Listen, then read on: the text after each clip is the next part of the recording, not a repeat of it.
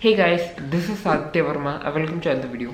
So if you have been following the tech community for long enough, you may have heard about the original iPhone SE. It was launched way back in March 2016, and after about 4 years, Apple has decided to relaunch the phone as the 2020 iPhone SE, or as I commonly call it, the iPhone SE 2. But looking at the phone for the first time, it makes you doubt whether this phone is from 2020 or not, because it has those huge bezels which phones had about 3 to 4 years back. This phone has been compared to the iPhone 8 throughout the internet, and there's a specific reason to it.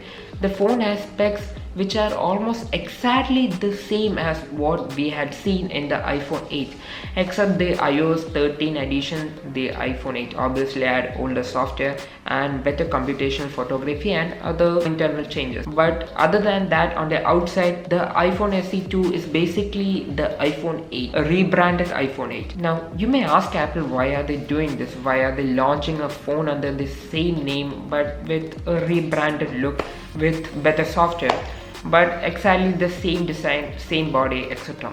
But there's a specific reason to it, and it comes in the form of its price. The phone only cost about $399. This is the cheapest price at which Apple is providing its iPhones right now. In order to cut the cost, Apple has had to cut down on improvements. It does not have the bezel-less design because it costs too much. The body and the architecture on the outside is basically the same for this reason, to cut down costs. So in this video, we are going to discuss the features of the iPhone SE 2. So let's get into the video. First of all, as of the body, the phone has a glass body, that is glass front and glass back with an aluminum frame. And when you come to the front, you see some bezels. Obviously these are black bezels. There are no white bezels, though there's a white variant of the phone. Usually when Apple launches a white variant of the phone, they have a white bezel, that's a white front, but this phone has a black front even with a white variant. It looks better in my opinion. There are 3 variants and all the 3 have black front. So when you look at the bottom of the front, you can find a fingerprint scanner. That's right, the Touch ID is making a return. There is no Face ID on this phone. This is the quarantine times, and this coronavirus is going to last for about a year. So when you're walking out with a mask, obviously you can't use Face ID that much, and during that time the Touch ID will help. I don't think Apple removed the Face ID for this exact reason. They may have done this to cut down the cost. The fingerprint scanner technology is a trend which has been running for a long time, and its cost has decreased a lot, so it's easy to implement, is more cost effective to implement. The display itself is 4.7 inch. It's LCD retina screen display with true tone and haptic touch. And as you go to the back of the phone, there are some improvements there. It is not the same as what was in the iPhone 8. So first of all, the Apple logo has been shifted to the center, and the text which was at the bottom of the back has been removed. It looks neater in my opinion. It is more aesthetic. So walk down to the bottom of the phone and you can find a speaker, a lightning port and a microphone. But what I had expected was a headphone jack, considering this phone is going back a few years. But unfortunately this phone doesn't have a headphone jack, and it doesn't also have a 3.5mm adapter. As of the software, the phone runs iOS 13, the latest version of iOS. And when you go to the camera, well, the rear of the phone has only one camera. There's a 12 megapixel single camera with an aperture of f1.8, and it can shoot 4K at 60 fps HEVC video. And when you go to the front of the phone, again it's a single camera. It has a resolution of 7 megapixel which has an aperture of f2.2, and it can shoot 1080p video at 60 frames per second. It does not have night mode, but it does have portrait mode, which is a good thing considering that the iPhone 8 did not have a portrait mode. Only the iPhone 8 Plus did. Okay, so this portrait mode is with the help of only one camera, so the portrait mode will only work on people,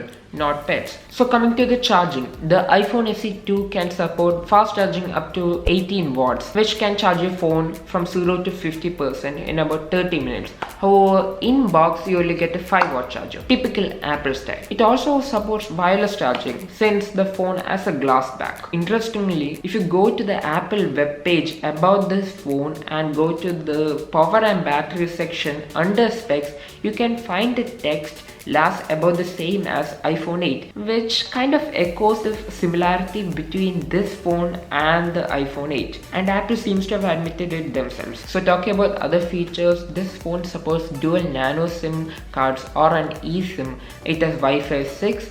It is IP67, means that you can drop this phone in water up to 1 meter for about 30 minutes. So let's come to the storage and RAM. This phone has 3 GB of RAM, and as of the storage, there are 3 variants of storage: 64 GB, 128 GB and 256 GB. The 64 GB costs $399. That is the base variant. The 120 GB variant costs $449. That is a $50 increase, and the 256 GB variant costs $549, and that is a $100 increase. I would suggest going for the intermediate one, the 120 GB variant, just because with an price increase of $50, you basically get a doubling of storage. And coming to the last thing, there are 3 color variants for this phone: black, white and product red.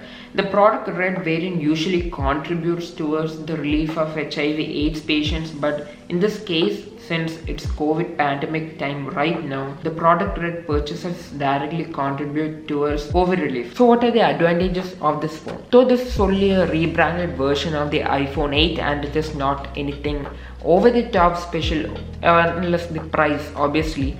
I can see some advantages for this phone. It has extended one-handed functionality, which is almost rare to see in phones these days. Like if you look in Android and iOS phones at this times, no phone is small enough, and there are many people who still like the bezels. I don't mind being with the bezels, and people who are at the budget don't mind being with bezels. They just want a phone, they want extended functionality, and they get all this in the iPhone SE 2. So leaving at the bezels is not a huge task. And finally, this phone brings back the Touch ID, which people still love, and compared to the iPhone 8, it has a 1.4 times faster CPU and 2 times fast GPU. It has 3 GB of RAM. The iPhone 8 had only 2 GB of RAM, and it has portrait mode, it has eSIM, and it has better computational photography than the iPhone 8. So overall, it is better than the iPhone 8. Okay, so who should buy this phone? Well, if you love the Apple ecosystem and its ease of functionality, but you are on a budget, I think this phone is the right time for you to make a switch to Apple. This phone provides all the top end features sans the bezel-less feature, and again, that is a thing you can live with. Also, there are features like the Touch ID, which have made a comeback with the iPhone SE 2, and if you love the Touch ID, if you feel that it's more efficient than the Face ID and you find it much better to use, I think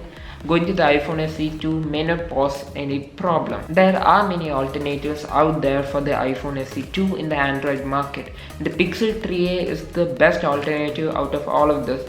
It costs about $399, the same as the iPhone SE 2. So yeah, if you're considering Android alternatives also to this iPhone SE 2, there is these phones like the Samsung M31, the Pixel 3a, etc. But if you want the Apple route and you want iPhones, the iPhone SE 2 is a very good buy at this price. It is the cheapest price which Apple can provide for its iPhones, and I don't think there's a major disadvantage to buying this phone. You don't lose much. The iPhone SE 2 is a very good buy in my opinion, at least as a tech enthusiast. So that's it about this video. If you like this video, make sure to hit the like button and click subscribe, and when you hit subscribe, make sure to hit the post notification button so that you don't miss a single video from this channel. So that's it about me in this video. I'm Aditya Verma, and I'll see you in the next one.